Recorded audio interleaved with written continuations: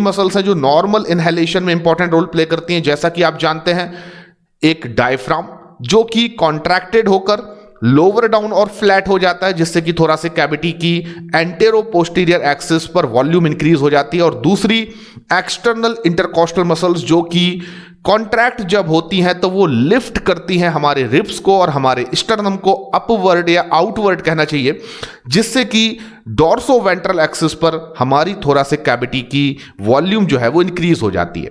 ये आपने पढ़ा है। लेकिन जब आप फोर्सफुल इनहेलेशन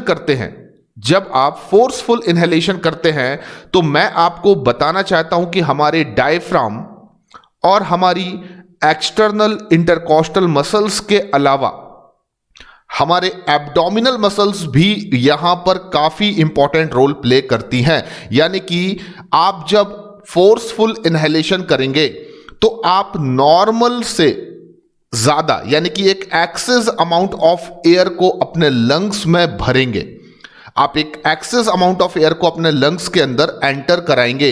इसके लिए बहुत जरूरी हो जाएगा कि आपके लंग्स की जो पल्मोनरी कैविटी है उसकी वॉल्यूम नॉर्मल इनहेलेशन के कंपैरिजन में और भी ज्यादा इंक्रीज हो, तब जाकर आप फोर्सफुल इनहेलेशन कर पाएंगे।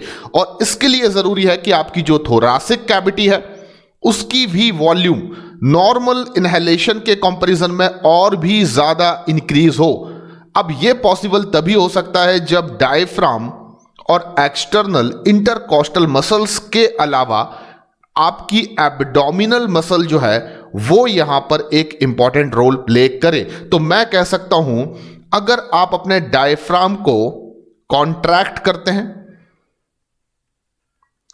आप एक्सटर्नल इंटरकॉस्टल मसल्स को अगर कॉन्ट्रैक्ट करते हैं और साथ में अगर आप अपने एब्डोमिनल मसल्स को रिलैक्स रखते हैं, तो मैं आपको बता सकता हूं कि ऐसा करने से आपकी जो थोरासिक कैविटी है उसकी वॉल्यूम नॉर्मल इनहेलेशन के समय पर जो वॉल्यूम इंक्रीज होती है उससे भी ज्यादा इंक्रीज हो जाती है। और उससे क्या होगा, आपके पल्मोनरी कैविटी की वॉल्यूम भी नॉर्मल इनहेलेशन के कंपैरिजन में और भी ज्यादा इंक्रीज हो जाएगी, जिससे कि लंग्स के अंदर एयर का प्रेशर नॉर्मल इनहेलेशन के कंपैरिजन में और भी ज्यादा कम हो जाएगा और आप ज्यादा से ज्यादा अमाउंट या excess amount of atmospheric O2 rich air को अपने लंग्स में एंटर कर पाएंगे। This process is known as forceful inspiration. तो फोर्सफुल इंस्पिरेशन या फोर्सफुल इनहेलेशन में आपको हमेशा याद रखना है कि हमारा डायफ्राम तो कॉन्ट्रैक्ट होगा ही, जो कि नॉर्मल इनहेलेशन में भी होगा।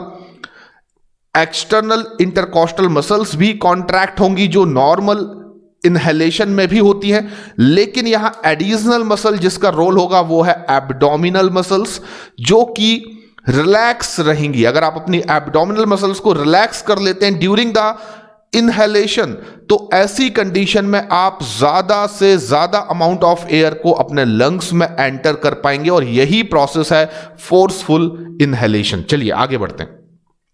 अब फोर्सफुल एक्सपिरेशन या फोर्सफुल एक्सहेलेशन क्या होता है, यानी कि आप जब फोर्सफुली ब्रीद आउट करते हैं, ज्यादा अमाउंट ऑफ एयर को, नॉर्मल से ज्यादा अमाउंट ऑफ एयर को अपने लंग्स से बाहर एटमॉस्फेयर में फेंक देते हैं। तो मैं इसको समझाने से पहले आपको बताना चाहूंगा कि जब हम नॉर्मल एक्सपिरेशन करते हैं, जब हम नॉर्मल एक्सहेलेशन करते हैं, तो हम अपने डायफ्राम को रिलैक्स कर लेते हैं, जिससे डायफ्राम डोम शेप्ड स्ट्रक्चर में अगेन अपने आप को मेंटेन कर लेता है एंड एक्सटर्नल इंटरकॉस्टल मसल्स को भी हम रिलैक्स कर देते हैं, जिससे कि हमारे रिब्स और स्टर्नम बोन अगेन अंदर की ओर आ जाती हैं। लेकिन आप अगर फोर्सफुल एक्सहेलेशन करना चाहते हैं तो यहां पर अब जरूरी होगा कि आपको अपनी थोरासिक कैविटी की जो वॉल्यूम है उसको नॉर्मल एक्सहेलेशन के कंपैरिजन में और भी कम करना होगा, जिससे कि पल्मोनरी वॉल्यूम भी नॉर्मल एक्सहेलेशन के कंपैरिजन में और ज्यादा कम हो सके, ताकि एयर का प्रेशर लंग्स के अंदर नॉर्मल एक्सहेलेशन के कंपैरिजन में और भी ज्यादा इंक्रीज हो, जिससे कि आप ज्यादा से ज्यादा अमाउंट ऑफ एयर को अपने लंग्स से बाहर एटमॉस्फेयर में रिलीज कर सकें। तो आपको बता दूं कि जब आप फोर्सफुल एक्सपिरेशन करते हैं तो यहां पर दो एक्स्ट्रा मसल्स हैं जो इंपॉर्टेंट रोल प्ले करती हैं, एक इंटरनल इंटरकॉस्टल मसल्स और दूसरी एब्डोमिनल मसल्स।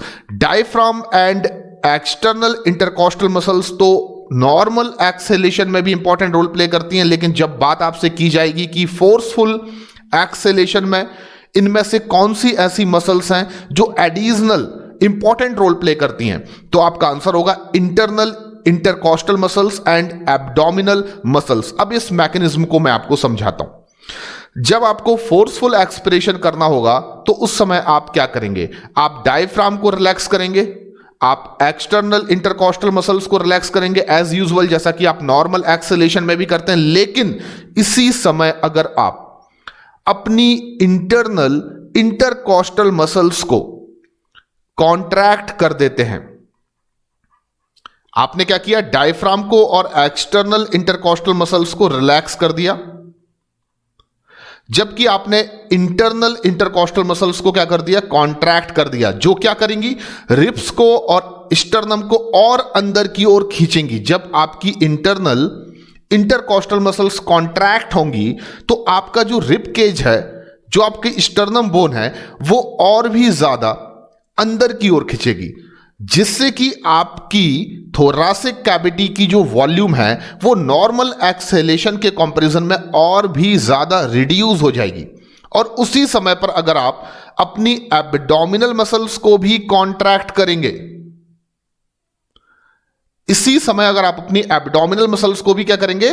कॉन्ट्रैक्ट करेंगे, तो आप देखेंगे कि जो आपके एब्डोमिनल मसल्स के कॉन्ट्रैक्ट होने से आपकी बॉडी में चेंज आएगा वो ये होगा कि आपका एब्डोमेन जो है वो कंप्रेस हो जाएगा, और एब्डोमेन के कंप्रेस होने की वजह से एब्डोमिनल मटेरियल्स या कंटेंट जो होंगे वो ऊपर की तरफ पुश होंगे।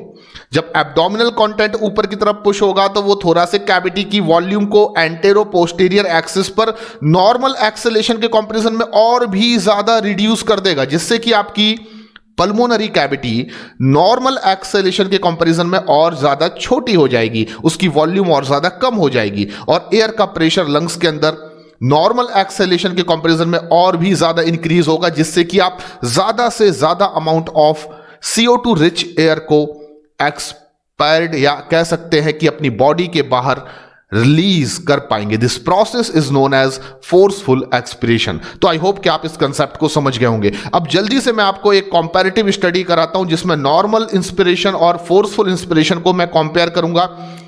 तो मैं सबसे पहले ले रहा हूं कि स्टेज ऑफ ब्रीदिंग। देखिए, स्टेज ऑफ ब्रीदिंग में मैं नॉर्मल इंस्पिरेशन की बात कर रहा हूं, नॉर्मल इनहेलेशन की बात कर रहा हूं। इसमें मसल्स कौन सी इंवॉल्व होती हैं? तो नंबर 1 इसमें डायफ्राम इन्वॉल्व होता है, जो क्या होता है? कॉन्ट्रैक्टेड होता है। डायफ्राम के कॉन्ट्रैक्टेड होने की वजह से थोरासिक कैविटी की जो वॉल्यूम होती है वो एंटेरो पोस्टीरियर एक्सिस पर इंक्रीज हो जाती है, और इसकी वॉल्यूम इंक्रीज होने की वजह से पल्मोनरी कैविटी की वॉल्यूम भी क्या होगी? इंक्रीज होगी। और जल्दी से बताइए, इससे लंग्स के अंदर एयर का प्रेशर क्या हो जाएगा? डिक्रीज।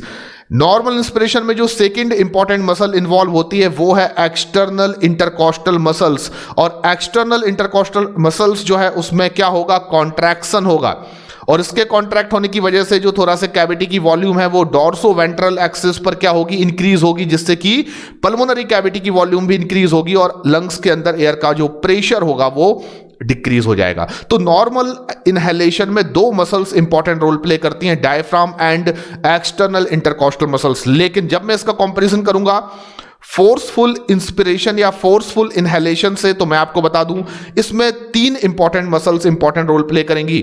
2 तो वही एज इट इज मसल्स होंगी जो नॉर्मल इनहेलेशन में इंपॉर्टेंट है, यानी कि डायफ्राम जो कॉन्ट्रैक्ट होगा जिससे कि volume of thoracic cavity increase होगी। Second is external intercostal muscles जो कि यूजुअली नॉर्मल इनहेलेशन में भी कॉन्ट्रैक्टेड होती है और इससे थोरासिक कैविटी की वॉल्यूम इंक्रीज होगी। लेकिन थर्ड जो इंपॉर्टेंट मसल यहां पर इंपॉर्टेंट रोल प्ले करेगी वो है एब्डोमिनल मसल, जो कि फोर्सफुल इंस्पिरेशन के केसेस में रिलैक्स बनी रहेगी, जिससे कि आप देखेंगे थोरासिक कैविटी की वॉल्यूम जो है वो नॉर्मल इनहेलेशन के कंपैरिजन में और ज्यादा इंक्रीज हो जाएगी, और ऐसी कंडीशन में आप एक्सेस अमाउंट ऑफ एयर को अपने लंग्स में इनहेल कर पाएंगे। अब मैं जल्दी से कंपैरिजन करता हूं नॉर्मल एक्सपिरेशन और फोर्सफुल एक्सपिरेशन का, यानी कि जब आप नॉर्मल एक्सहेल करते हैं और जब आप फोर्सफुली एक्सहेल करते हैं। तो मैं बता दूं स्टेज ऑफ ब्रीदिंग में मैं नॉर्मल एक्सहेलेशन की अगर बात करूं तो जो मसल्स इन्वॉल्व होंगी, नंबर 1 डायफ्राम, जो इस केसेस में रिलैक्स रहेगा जिससे थोरासिक कैविटी की वॉल्यूम डिक्रीज होगी, पल्मोनरी कैविटी की वॉल्यूम भी डिक्रीज होगी और एयर का प्रेशर यहां पर इंक्रीज होगा। सेकेंड इंपॉर्टेंट मसल है एक्सटर्नल इंटरकॉस्टल मसल्स, जो कि रिलैक्स रहेगी in the case of normal exhalation, जिससे कि थोरासिक कैविटी की वॉल्यूम भी और डिक्रीज हो जाएगी। लेकिन जब मैं फोर्सफुल एक्सपिरेशन की बात करूंगा तो आपको याद रखना है यहां पर 2 मसल्स एज इट इज रहेंगी, यानी कि फर्स्ट डायफ्राम जो रिलैक्स रहेगा और थोरासिक कैविटी की वॉल्यूम जिससे डिक्रीज होगी, and second is external intercostal muscles जो भी रिलैक्स रहेगी जिससे कि थोरासिक कैविटी की वॉल्यूम डिक्रीज हो जाएगी। लेकिन यहां पर थर्ड इंपॉर्टेंट रोल जो है वो है इंटरनल इंटरकॉस्टल मसल्स का, जो कि फोर्सफुल एक्सहेलेशन के केसेस में कॉन्ट्रैक्ट होगी और इसके कॉन्ट्रैक्ट होने की वजह से आप जानते हैं कि रिब्स और स्टर्नम जो है वो और भी ज्यादा अंदर की तरफ खींचेंगे जिससे कि थोरासिक कैविटी की वॉल्यूम डिक्रीज हो जाएगी। एंड फोर्थ इंपॉर्टेंट मसल जो फोर्सफुल एक्सहेलेशन में इंपॉर्टेंट रोल प्ले करती है, that is the abdominal muscle, जो क्या करेगी, कॉन्ट्रैक्ट होगी, जिसके कॉन्ट्रैक्ट होने से एब्डोमिनल कैविटी कंप्रेस होगी और एब्डोमिनल कंटेंट जो है वो ऊपर की ओर पुश होगा, जिसकी वजह से थोरासिक कैविटी की जो वॉल्यूम है वो नॉर्मल एक्सेलेशन के कंपैरिजन में और भी ज्यादा डिक्रीज हो जाएगी। तो ये एक बहुत ही ब्यूटीफुल कंपैरिजन था नॉर्मल एंड फोर्सफुल इंस्पिरेशन का और नॉर्मल एंड फोर्सफुल एक्सपिरेशन का। ये आपने कंसेप्ट जो है वो बहुत अच्छे से समझ लिया होगा। अब मैं आपको कुछ इंपॉर्टेंट पॉइंट बताता हूं। पॉइंट नंबर 1, ऑन एवरेज यानी कि सामान्य परिस्थितियों में औसतन एक जो हेल्दी ह्यूमन होता है वो 12 से 16 बार 1 मिनट में ब्रीदिंग करता है, यानी कि 1 मिनट में एक हेल्दी ह्यूमन 1 मिनट में एक हेल्दी ह्यूमन 12 से 16 टाइम्स इनहेल और एक्सहेल करने की नॉर्मल एवरेज कैपेसिटी रखता है। तो एक एवरेज ब्रीदिंग कितनी है ह्यूमंस में, एक हेल्दी ह्यूमंस में? तो आपका आंसर हमेशा याद रखिए 12 to 16 टाइम्स पर मिनट। एंड आपको एक और इंटरेस्टिंग चीज बताना चाहता हूं कि जब भी कोई डॉक्टर किसी पल्मोनरी फंक्शन को यानी कि लंग्स की फंक्शनिंग को क्लिनिकली डायग्नोस करना चाहते हैं तो एक बहुत सिंपल सी मेथड होती है, एक इंस्ट्रूमेंट होता है, एक डिवाइस होती है जिसको हम स्पायरोमीटर कहते हैं। And what is the meaning of spirometer? Spirometer actually में एक ऐसी डिवाइस है, एक ऐसा इंस्ट्रूमेंट है जिसकी हेल्प से कोई फिजिशियन डॉक्टर पल्मोनरी फंक्शन को किसी पेशेंट में चेक कर सकता है, उसका क्लिनिकल डायग्नोसिस कर सकता है। स्पायरोमीटर क्या करता है? तो ये volume of the air involve in the breathing movement can be estimated using a spirometer. ये आपकी एनसीईआरटी में लिखा हुआ है। तो आपसे ये क्वेश्चन पूछा जाए जब भी कि हमारी बॉडी में हम कितने अमाउंट ऑफ एयर को नॉर्मल एक्सहेलेशन और इनहेलेशन में ले और छोड़ सकते हैं, वो हम कैसे मेजर कर सकते हैं, वो हम कैसे एस्टिमेट कर सकते हैं? तो आपका आंसर होगा with the help of spirometer. Spirometer एक डिवाइस है जो आपकी नॉर्मल ब्रीदिंग या फोर्सफुल ब्रीदिंग को एस्टिमेट कर सकता है, मेजर कर सकता है कि आप कितना अमाउंट ऑफ एयर को अंदर ले रहे हैं और कितना अमाउंट ऑफ एयर को लंग्स के बाहर आप एक्सहेल कर रहे हैं। तो आई होप कि आपने सभी कंसेप्ट्स को बहुत केयरफुली समझा होगा। ये लेक्चर